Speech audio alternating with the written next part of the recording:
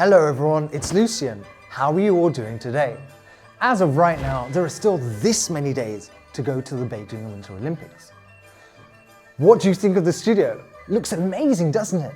That's because it will be Chinese Lunar New Year in a few days, and it will be the year of the tiger.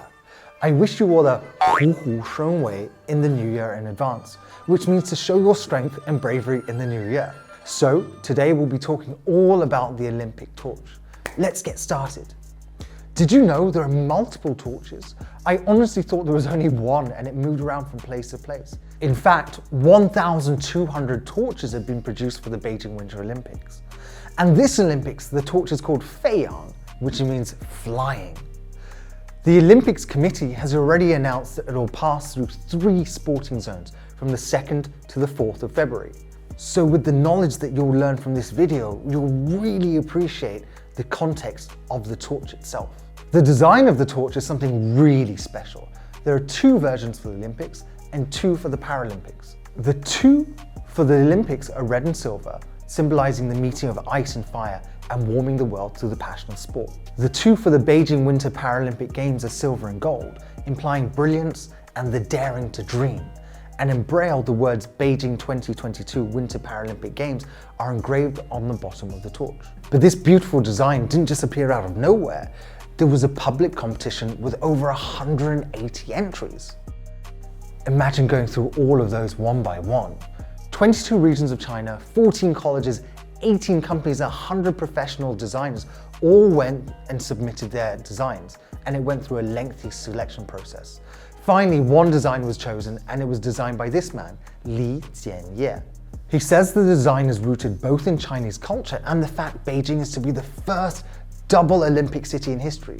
And this is reflected in the shape of the Winter Olympics torch, which echoes the leading torch tower from the Beijing 2008 opening ceremony. You'll see there's a very motion-like effect to the torch, the clouds turning into snowflakes, the lines rotating upwards signifying the Great Wall and the ski slopes, and finally at the top are those glints of red, like a ribbon dancing. And I love that the more you look at it, the more you realize just how many thoughtful elements there are throughout the design, like the fact that the tops of 2 torches can be closely linked during a torch handover, symbolizing the Olympic vision of exchange and mutual learning.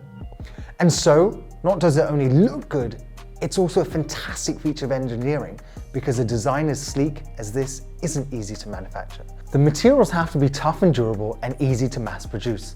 It's the first to be made of carbon fiber composite and thus is super resistant to extreme temperatures and can even withstand force 10 gales, rainstorms and freezing weather.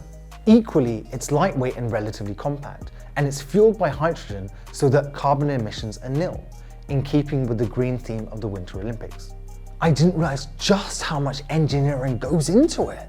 The production process starts with injecting this outer layer with a resin that becomes a solid shell after curing. A laser is then used to engrave 1,268 decorative patterns on the torch body. 1,268! And it takes 30 minutes to engrave these very complex patterns, like the clouds on the bottom that are convex and rise up to the concave snowflakes. Then, after much testing for extreme conditions like wind, rain, snow and impact, the Feiyang torch is finally ready.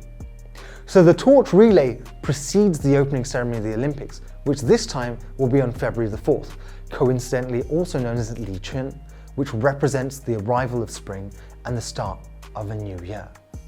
There's a double meaning here, because not only has winter passed, but also a nod towards the fact that the epidemic has blighted the world for 2 years, and we can all look forward to a brighter future together as things get better.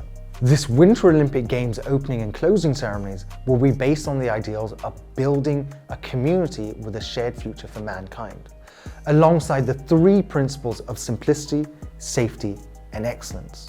I think that's an awesome idea for our times because together we're stronger. Zhang Yimou will again be the General Director of the opening and closing ceremonies of the Winter Olympics, just as he was in the 2008 Olympics.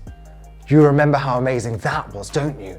He says the program design of the opening ceremony will highlight the commonality between all peoples, whilst also promoting a future of winter sports in China, which 300 million Chinese people are expected to enjoy. Since the day of the opening ceremony coincides with the Chinese traditional beginning of spring, this essential element will also be fully reflected in the opening ceremony. And you know what also got me really excited? Zhang Yimou says it will be an opening ceremony unlike any before. Well guys, that's all we have for today. I'm really excited, and we only have a few more days to the Olympics begin. The official starting dates are from the 4th to the 20th of February.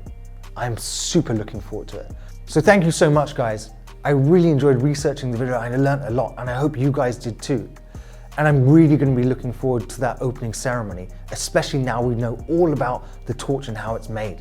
So please remember to give us a like, a comment, and a subscribe, and I'll see you on the next episode of The Road to the Beijing Winter Olympics 2022.